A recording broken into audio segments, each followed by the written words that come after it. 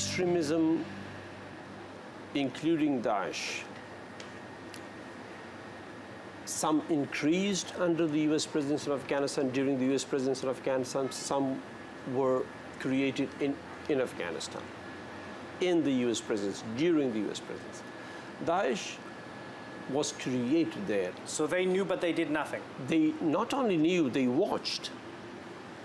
At what point does watching become supporting? From the very beginning. That was from my interview with Hamid Karzai last week, where he told me that both the US and Pakistan have played a role in Afghanistan's recent instability by supporting terror groups. He also wouldn't be drawn into whether current President Ashraf Ghani bears any responsibility for the deteriorating security situation. Well, last week, NATO allies agreed to send more troops into Afghanistan, but with the Taliban controlling so much territory, is the only way to a political solution by including them, even as they conduct daily attacks against Afghans.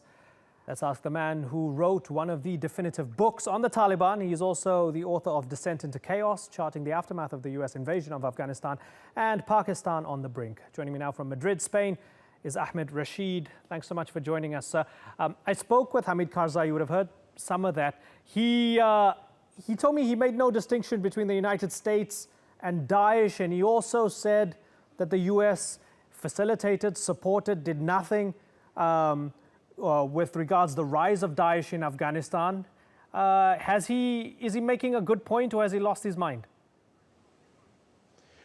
No, I don't think the US was involved in the creation of Daesh in Afghanistan or anywhere else. But certainly the US did tend to ignore the issue until only recently. The fact is that Daesh has been operative in Pakistan and in Afghanistan for the last 2 years.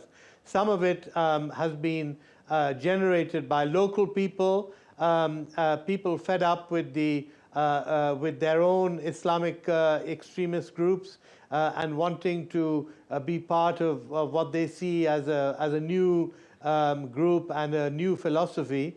And partly the actions being taken by the Arab leaders in Daesh leaders in Iraq and Syria, who are looking at Afghanistan and Pakistan as a possible new safe haven for if they are fully defeated in the Middle East. This is an area that they can retreat to. And certainly that's why they would like to see, they would like to control much more territory in Afghanistan than they do now. And that's why they're a threat. The US dropping what they call the mother of all bombs against Daesh in Nangarhar, was that a good thing or a bad thing? Well, I think it was a very bad thing. First of all, it was relegating Afghanistan to a kind of testing ground for new weaponry by the US, which is always a very bad signal to send. The Soviets did it in the 1980s. They tested all their new weapons on the Afghan people, in which many people died. So I think that was a very bad idea. And it seems that the intelligence was very poor, because I don't think they killed a large number of people. They didn't kill any Daesh leaders. It doesn't seem that the Afghan Daesh was even present in those tunnel complexes. I want to talk about the May the 31st attack, which was within Kabul. Horrendous attack, more than 150 people killed, more than 400 injured. Afghanistan's Interior Ministry blaming Pakistan's ISI as being the hand behind it. They say the ISI controlled the Haqqani network, which in turn did the attack. I asked Hamid Karzai about it. He wouldn't be drawn into sort of the exact attack and whether Pakistan did the exact attack, but he said in general, yes, Pakistan is still sponsoring terror in Afghanistan. Do you believe Pakistan is still sponsoring terror in Afghanistan? Well, unfortunately, perhaps I won't go as far as that, but what I will say is that Pakistan is giving sanctuary to the Afghan Taliban, to the Haqqani group. All these people, the leadership of the Taliban holds its meetings and lives in Pakistan. Their families are there, their businesses, their kids go to school there. And unfortunately, there is now a strong movement within the Taliban, which I call a kind of peace lobby, those who want to open a dialogue with the Kabul government. And Pakistan has really done very little to facilitate that. much more, Pakistan, after all, these Taliban are living in Pakistan. There's a certain pressure that Pakistan can bring to bear to put these Taliban into a negotiating position with Kabul. Now, we did have an attempt 2 years ago with China, the US, Pakistan, and Afghanistan, having one round of talks with the Taliban, but they never went anywhere, largely because the Taliban have always said that they are not free.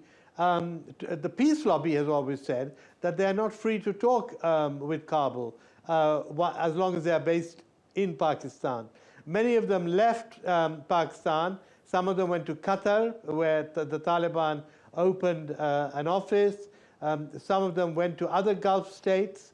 But there needs to be a conclusive effort to bring all these who belong to the peace lobby amongst the Taliban, allow them access to meet with other Taliban and come to some kind of consensus to open a dialogue with Kabul. Now, the Taliban controls 2/3 of Helmand province, more than a quarter of the entire country. You say there's a peace lobby within the Taliban. Many would ask, how do you distinguish between the peace lobby of the Taliban and the more brutal version of the Taliban? Is any political solution going to have to include the Taliban in some way, shape, or form? There's absolutely no doubt that any political solution will have to include the Taliban, and even the opposition in Kabul, the political opposition to President Ghani and formerly the opposition to President Karzai, now accept the fact that there has to be a dialogue with the Taliban. There has to be some kind of inclusive government formed between the two sides. But I think now much more critical to the crisis in Afghanistan is, on the one hand, you've emphasized the military crisis, which is very true, but there's a real political crisis now. President Ashraf Ghani is very isolated. His partner, Abdullah, who's supposed to be the, if you like, vice president or chief executive officer, is refusing to work with him. There is a very strong opposition made up of non-Pashtun groups, Tajiks, Uzbeks, Hazaras, who have in fact just signed an agreement in Turkey at the house of General Rashid Dostum, the Uzbek commander, who has an exile home in Turkey. They have just agreed to join hands. Remember that all these warlords and these politicians have been at odds with one another, as well as being at odds with the government. Now they seem to be joining hands and insisting that President Ghani change his methodology and initiate a reform program, and they want a more inclusive government. So you have a real political crisis now, and the Americans, NATO, none of the big countries really have an answer to this. And of course, this political crisis is only helping the Taliban, because the Taliban then point out and say, look, what a mess there is in Kabul. The government is hopeless. The opposition is trying to unseat the government. And so we are a much better option than anyone else. So, political crisis, political vacuum. President Ghani doesn't have complete control over his country. There's machinations. Others are moving to try and unseat him and so on. You spoke about Turkey. Hekmatyar has gone back to Kabul. There's all sorts of movements, right? And then back to the military issue. The US is saying we want to inject a few thousand more troops into the country. General Mattis is spearheading this. It seems as if Donald Trump is leaving Mattis to take care of Afghanistan for him, and his answer is more troops. Is that going to help or harm the situation? No, I don't think it's going to help the situation. Sending 3,000 or 4,000 or 5,000 more troops is not going to change the military situation on the ground. And on the other hand, it's not going to resolve the political crisis in Kabul and in Afghanistan. Unfortunately, the real issue with the Donald Trump administration is that everything has been handed over to the military, whether it's Syria or Iraq or Yemen or Somalia or Afghanistan. All these, what should be political issues, which need diplomatic work, which needs the State Department, and which needs other arms of the US government like AID, the Agency for International Development, but in particularly the State Department. None of these organizations are active with the Trump administration. For example, we don't have an American ambassador in Kabul. There's no American ambassador in Pakistan either. So until the Trump administration gets realizes that this is a multi-dimensional problem that needs to be tackled by all arms of the US government, not just by the military, I don't think we're going to see much success. Is Afghanistan firmly back in a state of chaos? Because it seemed, you wrote descent into chaos, it seemed as if for a little while it was coming out of chaos. Is it firmly back in chaos?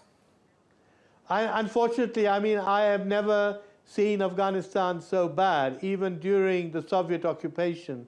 The Taliban and their allies are launching suicide attacks and terrorist attacks almost every single day. We are having massive civilian and military casualties on the Afghan side. There's an economic crisis with, as you know very well, in Turkey, tens of thousands of Afghans left Afghanistan and traveled through Turkey to Europe in a bid to try and get to Europe last year. It's continuing this year also. And there's an economic crisis without money, and as I've described, there's a political crisis. And nobody is really coming up with any kind of solution, least of all the Afghans, unfortunately. Depressing situation in Afghanistan. So it's been a pleasure talking to you, Ahmed Rashid. Thanks so much for joining us.